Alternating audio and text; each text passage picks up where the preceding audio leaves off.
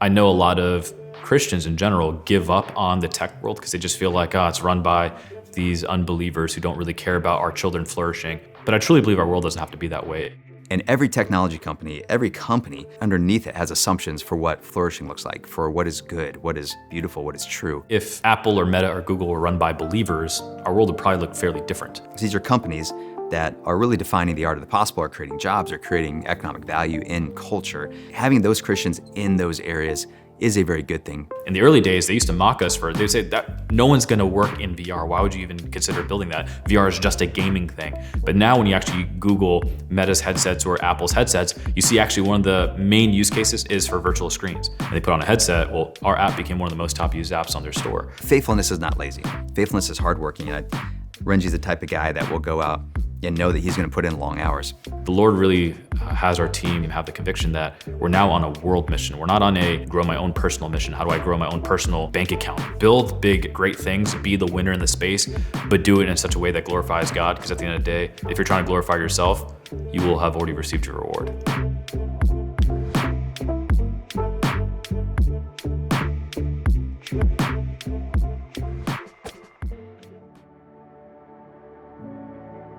Yeah, so Renji and I first met out of the Ocean Accelerator out in Cincinnati. He was actually running another company called Aerojoy back then. I remember meeting him that first time with Aerojoy and thinking, I love this guy. I sure wish he would do something different. And really it came down to the fact that our backs were against the wall. The product wasn't working, no one wanted to buy it. It was very difficult to build. We couldn't get funding for it. And I realized that I really need to focus on something that people want, but also, if anything, something that I wanted. Every software development team I'd ever been on or had led in the past, more and more people started working from home. As I saw that trend started to become more popular, at least in my world, and video conferencing and chat was the state of the art of telepresence or collaboration, I just knew that in the future, if more and more people started doing this, that wouldn't and shouldn't be that future. I want to feel like I'm with my remote team, as if we were together in person. That's when we then pivoted to what is now Immersed, which connects any headset to any laptop, creates multiple screens, but now also coders can enter that virtual space together and code side by side, or designers can whiteboard together. It's funny, there's a misconception that I'm building this company because I love remote work. I actually hate remote work. I'm building it because I hate remote work. I want it to feel like in whatever scenario, if you can't meet with me in person, that we can put on a pair of glasses and it feels like we're together. He is so committed to believing that God is calling him to this vision. He believes that this is such a redemptive impact on the world as he makes it happen. You know, generally it takes a special person to launch a startup because you have a 50, 60, 70% chance of it completely going to zero. You have to have a degree of optimism, this desire that you can't bear to see the world without the solution that you want to bring into it, because it's going to be so hard to make that a reality. I've been there since the beginning, and so there was a number of phases where we would have little to no money or run out of money, and we would have to go through months with limited pay or no pay in some cases. So I went to my team in tears saying, I guess you guys can go look for jobs because we ran out of money. And we were 8 people on the team at that time, and the entire team unanimously said, you just keep fundraising, we'll just keep working, and we'll see how long this thing could last. And they went 6 months without paychecks. And I didn't want to leave because I believed in what Renji was building. I believed what we had already created. Even at the lowest times, like, we weren't like yelling at each other. There wasn't like animosity. It was just, we're gonna get through this. I guess when COVID hit, that's when we opened up a crowdfunding campaign. We raised $2 million in 2 days. A few months later, raised an additional $8 million in 2 weeks. It's been really neat to see the way that he can go toe to toe with a lot of these companies, and he's showing up with a purpose. He does have a seat at the table. He does have a relationship. He's able to ping those folks in a way that is earning a relationship.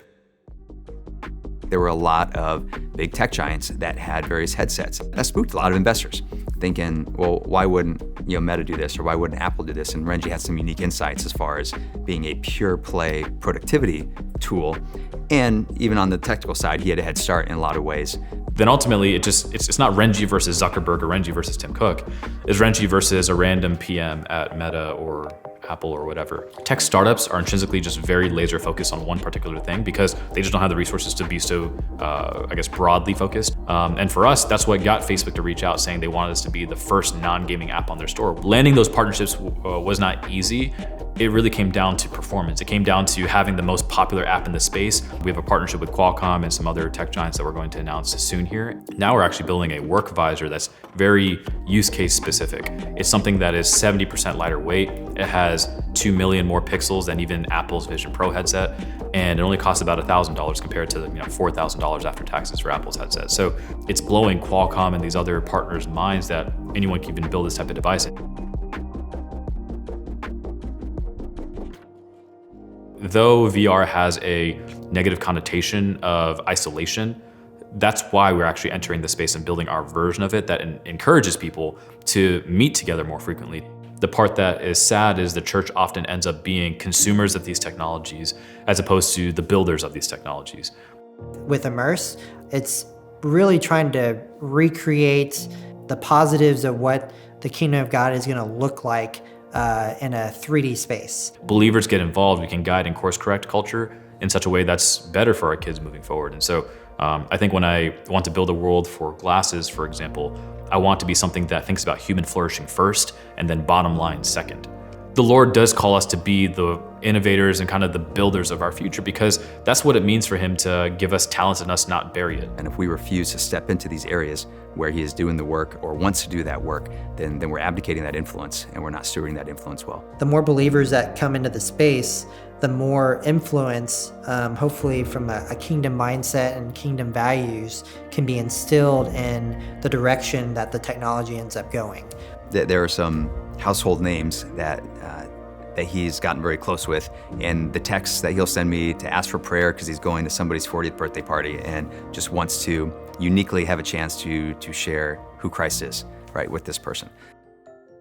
The Lord always constantly reminds us that he's the CEO of the company. What the Lord has shown us all along the way is that his will be done, and I'm his child and he's going to take care of me no matter what. I can take these big leaps and these big risks. It's something where even the unbelievers on my team have started to grow in their optimism, their hope. They see that the faith that God has instilled in me is not rooted in some sort of delusional fable sort of thing. It's something that they know that I have deeper and deeper confidence that if this is the mission that the Lord has us on, he's going to open these doors. One thing I really appreciate about Renji, he strongly believes that he should not be second rate just because he's a Christian, that to love people well, to let go and let God, or to surrender, doesn't necessarily mean you work any less hard, because he knows the stakes are high. There's nothing that's intrinsically successful and more elite about being an unbeliever. Why are we okay with the world having better rap music, cars, technology? Like, why can't those be things that believers build? And so, like, when my wife and I think about when we enter God's eternal rest forever, we don't want to finish this race with a full tank, fully rested. We want to finish this race with no gas left in the tank, knowing that we had one life to live and we lived it to the fullest. With more believers coming into space, it will help maybe in some ways have more faith to be more bold with our faith, hopefully reflect more of the image of God in hopes that others would come to know him. I think all creation, whether it be created by God or created by humans, all creation is created to point us to God. God gives believers passion, gifts, talents, all these types of things that need to be applied to impact the world.